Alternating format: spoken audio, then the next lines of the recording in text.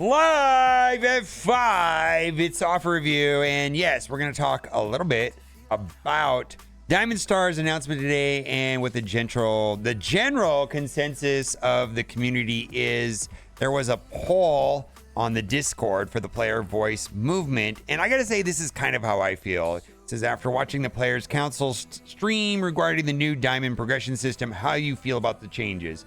Happy for the new progression system and the changes are coming with it. It's okay. This was inevitable. That's where I'm at. Hate it. The game has gotten worse. And looks like it was majority of the community is right in the middle. It's okay. It was inevitable. And then it was split evenly between the other two extremes. So some of the stuff went live today. And I just want to point this out that I had a great day opening orbs and getting characters upgraded and all that. Cosmo. This happened today. It happened at the 2 o'clock Pacific reset. Cosmo added to the Cosmic Store, Iron Fist World War II, and Gwenpool added to the Blitz Store and Orb. Boy, I opened up like 400 orbs on that. I got actually some gold out of it too, which was kind of nice. Firestar added to the War Store, Korg added to the Raid Store and Raid Orb, and then Star-Lord Annihilation added to the Arena Store and Orb. So I think largely this was well received. You can see right here we got, you know, Agent Venom and Star-Lord Annihilation. I didn't even have Agent Venom at 7 stars. And actually that'll help because those bio boss nodes a hassle, and I can't wait to get him to 7 stars. Fire stars in the War Store. And then I opened up about 400 orbs right here. What is this? The Blitz orbs? I opened like 400 of them. I was able to get her to 7 and then Iron Man to 7. Now, this is kind of interesting, and I do think this is a good suggestion. Something to be mindful of with all the new store updates and character availability. Be mindful of your resources. A lot of us probably have a huge stockpile of resources, easy to blow through them, especially with multi-orb opening. And before, man, the arena credit crunch is real. Yeah, I actually didn't. I didn't blast through my arena credits. I saved those. I'm just gonna, you know, as the days go by. What I'm gonna get them individually when they come through on the arena credits. So right here, I'm just gonna get these two guys when they come by rather than just blast through. And you know, I actually did open some, but I'm not gonna open all of them. And I'm just gonna get these every, you know, when it resets. So that's gonna be good. Now I do want to talk about this post right here, and this was written. Well, not this post, but this post right here was written a couple months ago. But before we get to that post right there, the Diamond system's pretty good. It comes out a lot of improvements for the free-to-play and pay-to-win players. Diamond, I mean, I want to see how it plays out. It could have been a lot worse. I've talked about this in the other video, is that the power levels of this Diamond were supposed to be a lot higher. The access to the diamonds was going to be gated behind 7 reds, like for that Tower 2.0, and they lowered to 5 yellow. And there were going to be no improvements to the yellow star system at all. So it is what it is. I mean, people just don't really like progression systems in general. It's not like you get excited when level 100 is coming out or gear tier 19. It's just part of the game. It is just part of the game. Flat stat boost, imagine if you unlock new abilities or something else. Well, that would require work on the developer's part. Diamonds is just lazy stat boost. Diamond availability increase over time. Yeah, that's true, but we don't know. It's going to be random though, because I think that's something I didn't bring out too clearly in my video from earlier today. Is it's random. It's like there's orbs. It's going to be random, and you don't know if you're going to get. You know, Graviton, or you're gonna get something useful like Gambit. You just don't know, and whether it's 1, 2, or 3, it's like red stars. Diamond availability will increase over time, like every currency power boost option. Store updates with 9 slots and more shards per slot. It's great. Yeah, that's great. Characters be farmable to 7-year star after 6 months. Free to play, big jump. We'll see if they stick to that. We're gonna have to hold them accountable. We get updated tower mode will be available frequently. Hopefully, I don't know how frequently. That updated tower mode originally was going to be locked behind 7 reds, and now it's just going to be 5 yellows. Like, you couldn't even play unless your characters were 7 reds, and that means you weren't going to be able to use your Apocalypse and your Super Scroll. It's pretty horrible, but they changed it. Whales have something to spend their money on. When new offers come out, and we'll have to see, they're usually so expensive that I won't participate on that. No orb exclusive and twice the shards in the orbs. We'll have to see. I think that's true. More shards per campaign, no drops. Okay, there you go. It could be worse. I mean, I think it could be way worse. I think that is my main takeaway about this, is that it could be a lot worse. They needed to implement a new progression system, and it could have been a lot worse. So this is a post written by Rastlin, or I know him as Steve. And this was written a month ago, almost 2 months ago. I think this is 1 month, but spenders have always had an advantage over non-spenders in this game. And spenders should have an advantage while they spend money, and that's why they spend the money. There are reasons the games exist. However, the amounts of power imbalance Scopely has created in Kraken's favor recently seems completely absurd. And so you got to keep this in mind, that this is stacking on top of the diamond system. The diamond system is 35% total power on top of all of this other stuff that's in this post. And I'm just glad it's not 50%, right? It's 35%. I mean, I can't imagine, playing against 3 million teams in war instead of 3.6 million teams in war, because that could be a thing.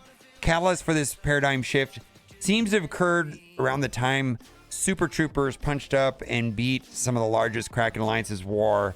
Many of the best players in the game accomplished huge upset in Cosmic Crucible against some of the biggest spenders of the game. Instead of celebrating, that game was actually correctly designed and balanced so that spending gave huge advantages, but skill still mattered in this game. Scopely charged down on the path to destroy the very spirit of competitive gameplay in Marvel Strike Force. Well, they got to give value to the spenders. I feel like Super Scroll is a good example of something that, the people that have Super Scroll early are seeing value. Scopely added level 95 sooner than normally would have. In fact, they introduced the level 95 cap increase 3 entire months sooner than they did level 90. To put that in perspective, if they did level 100 in the same time frame, we'd be getting it this week. Then, for the first time that I recall, they simultaneously gave us 3 straight days of 2x XP, so Krakens could hit the new max level faster than ever before. Because during this time, players could actually see where the future of the game was headed. And Cosmic Crucible players with level 95 versus character players and players without them seemed almost unbeatable. Since then, Blue ISO 5 and G18 provided huge power jumps compared to previous ISO and gear tiers. Yeah, Gear 18 is powerful. And the largest bulk of these have been locked behind leaderboards and whalestones. Even Gear 18 and raid season rewards have been locked behind the top 1%. And this is super steep. Top 1% is 150 alliances in the game. The strength of red stars on some of the most powerful characters in the game have been locked behind leaderboards and or DPCs. Now, even the awakened abilities of legendary characters be paywalled. Turns out that this wasn't a big deal. Black Cat looks like it would not make a huge difference in Arena. Judging how we acquire Novas have largely been super expensive, and that's just an Alliance War thing. Most free-to-play players might not have a single awakened ability unlocked in the next 6 months. I don't. Much less all of them. Yeah, I don't have a single awakened ability on Nova or Black Cat unlocked. And I don't think it matters. To me, it doesn't matter. And none of this is even discussing Super Scrolls. Now, Super Scroll is definitely meaningful. Not only in Cosmic Crucible, Alliance War, and Arena. On all 3 game modes, if you have Super Scroll, you have a significant advantage over your opponent. Super Scroll is the best character in the game by far. It's a big deal. I went against the Super Scroll in Cosmic Crucible yesterday. It was a big deal to me, because typically I lose when I play against Super Scroll. Past Dark Dimension type characters were dominant and gave a huge advantage to their owners, but players with the right strategy could still beat them. Not the case with Super Scroll. In Arena, that is true.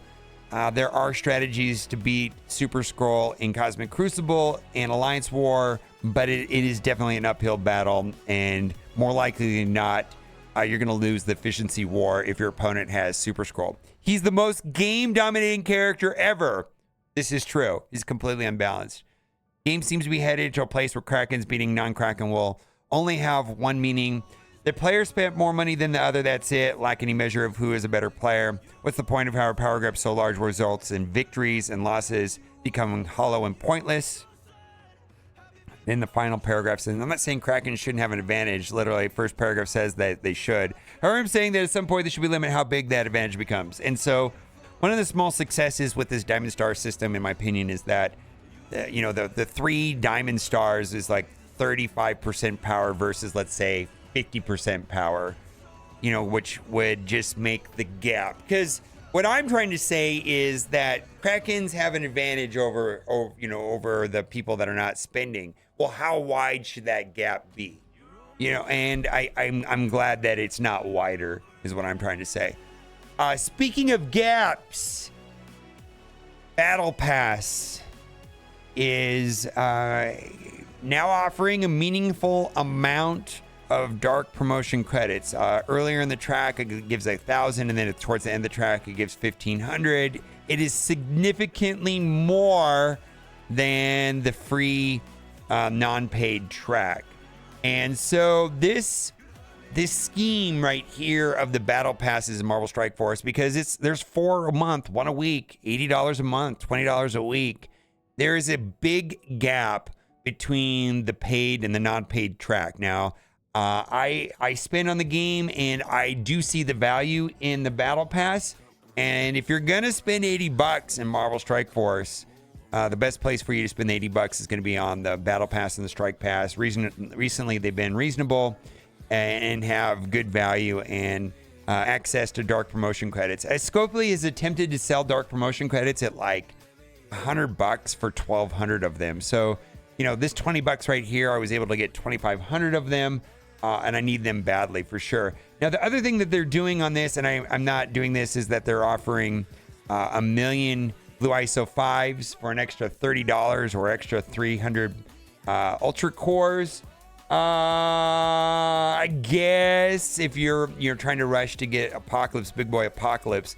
The problem I have with this is that this is not even a full character. This is 1 million of the Blue ISO 5. I need like 1.7 million plus to upgrade a single character from 4 to 5. So it's not really that big of a deal. I'm not even considering that, but I did get the Battle Pass. So there was a screw up with an offer. There was an offer yesterday. I think you could still buy it, but it gave you, instead of giving you like 150 of a particular energy, it lets you do like 150 attacks. And so people are having like multiple attacks, and then so they're going to issue out a compensation. And I don't know when this is going to come. This post came out about 7 hours ago, so I'm going to guess tomorrow sometime. Yesterday at 2 o'clock with the daily free claim for the event, Werewolf Warzone went live. A bonus offer popped up after claiming the free claim that had war attacks in the offer erroneously. If a player purchased the offer, they would have 150 war attacks. This caused a number of issues, particularly allowing a player to do more than 14 war attacks. Yeah, I heard lots of stories about this. Team has decided to take the following actions in response to this issue, and I think this is great. All players will give them milestone points so they complete every milestone for the Werewolf Warzone event. Yes. Everybody's getting it.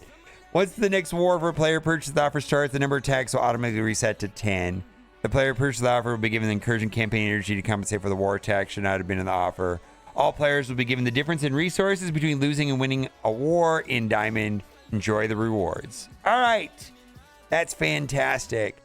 This is something about the event for the Dark Hawk shards. I've been getting an orb about every blitz rotation, and when you open an orb, you have a 70% chance of getting 2 Dark Hawk shards. So this is just math. Either you're okay with that or not. Iron Man should feel legendary. Iron Man, for many people, including myself, is largely why I love Marvel. And he's trash. He's trash. Come on, let's fix Iron Man. Kestrel, ISO, Raider. So I think if you don't have Kestrel yet at Blue ISO 4 or Blue ISO 5, I had already taken Kestrel, to Blue ISO 5 as a striker to get a big boy Apocalypse. And I am not changing her to Raider. It's too expensive.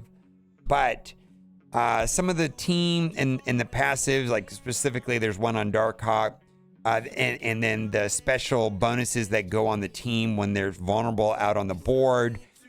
A lot of people are suggesting that Kestrel as a Raider now is optimal. It's always been like a debate whether Kestrel being a striker or Raider was better, and a lot of people opted for a striker like myself, and now I wish I would have done Raider, but I'm not changing Kestrel. I'm not changing Kestrel to Raider because it's just not worth it. But if you haven't, maybe do Raider. My opinion on this might change. Also, on various social media, looks like they're having some promotions for new players. Gather your Marvel heroes and villains and fight in the all-new action RPG. 5 years old, I give to you. Get all of these characters for free just by logging in during October. So that's a promotion for new players. That's pretty cool, right? And then right here, I don't know what this means. Trick or treat. How about some free stuff? The choice is yours. Iron Man Zombie. And we have a data mine from Tana. Big shout out to Tana. Let's go to that first. I'm not going to read all of this, but it looks like Zombie Juggernaut is going to have some sort of a milestone event campaign similar to that of Zombie Iron Man. It looks like, in pretty much according to data mines, that the release method, availability of shards, offers, and dark promotion credits, all of that, and then how they're going to like only let people buy it for a certain window, and then it'll be next year sometime before we can get more shards. It looks like it's almost identical to Zombie Iron Man. We'll have to see, but it looks like it's headed that way. A lot of questions about, there's two issues that they're like, I feel like there's unresolved things that the developers, communicated to me and some of the envoys that they were going to do. We'll have to see when this actually happens. Replays. So they're looking to reinstate war offense replays.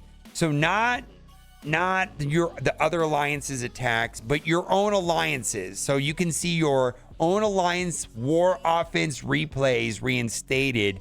And I actually thought this was going to happen already by now, that they're going to turn this back on. No, not yet, but the offense replays are coming. And then the second issue is about the 1 hour cooldowns. I know a lot of people were big fans of changing the Blitz cooldowns from 2 hours to 1 hour. Is that something that could happen again for this event? And I don't believe it's going to happen at all for this event. It's being looked into. There was some discussion about that. And then Archangel says, not for this. Well, that says right actually what I knew. Not for this event, but the change is being looked into. I hope to have an update on this in the near future. So that information was relayed to me as well in a conference call. Scope leak. We stop having event campaigns where characters spawn with 100% turn meter for no reason. I hate this. I used to do this in Galaxy of Heroes. It's garbage. Where like you're in a wave blowing up nerds, and then you have like 90% turn meter, and then 6 people drop in and they have more turn meter than you. It's trash. Why not make 1 hour Blitz cooldowns permanent? I think they're going to do that. And then lastly, don't forget to use your incursion energy. Don't buy this offer. This offer is trash, but we need a red dot or something. I forget to look. I bet you if you go and look right now, you might have yours at 120. Let me know what you think in the comment section, you fan. Are you okay with the Diamond Star system? Where do you fall on this poll right here? Are you okay? This was inevitable? I think most people feel that way. Let me know what you think. Bye for now.